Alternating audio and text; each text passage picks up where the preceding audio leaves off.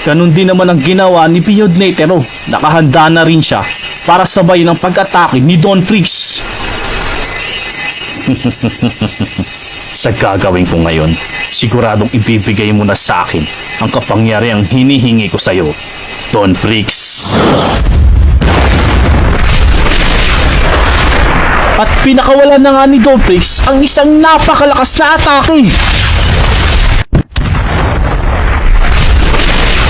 Ganun nga rin ang ginawa ni Piyod Netero.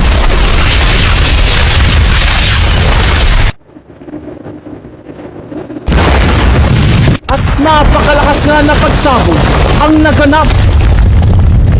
Dahil nasasabayang pag-atake ni Piyod Netero at Don Freaks. Ngunit ano na kaya ang nangyari sa dalawa?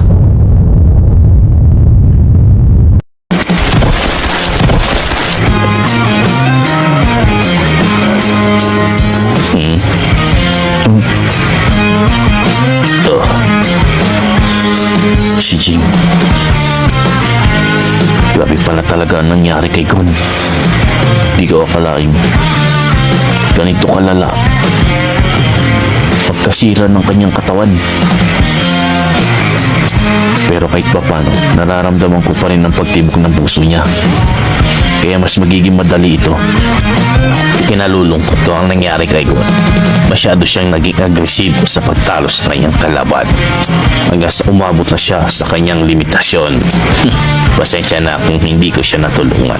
Dahil sa hindi ko pa nababalik ang bukong lakas, kaya wala akong magawa kundi ang manood na lang.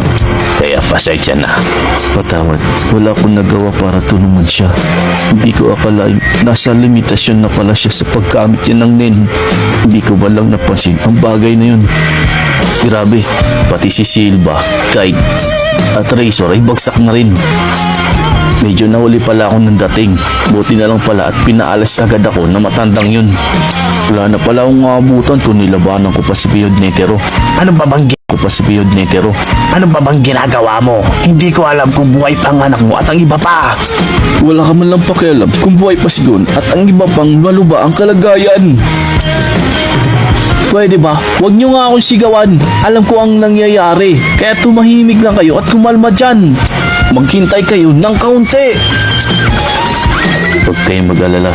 Kontrolado natin ang sitwasyon.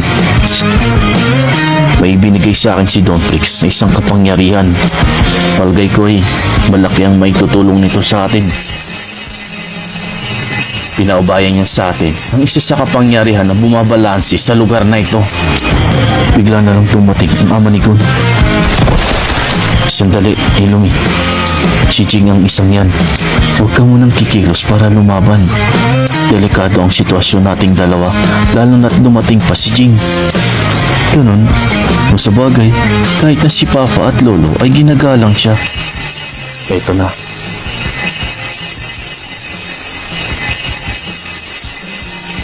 At sinimulan na nga ni Jing na gamitin ang kapangyarihang ito.